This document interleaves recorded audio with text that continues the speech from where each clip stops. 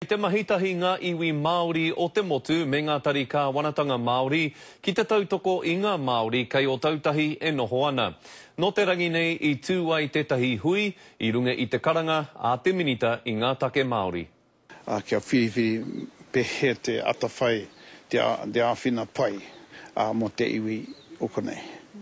Mā ngā iwi, mā ngā incorporation e rātou, mā ngā wātene, mā ngā kaimahi katoa ngā marae o te mutu, hea te tākoha pai o tēnei parekura. Ko te tono mai a ngā rangatira puta noa i te motu nei.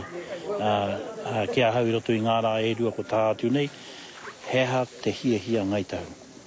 Kia whakamāmāke ngā huatanga ki ngā whānau o te rohe nei.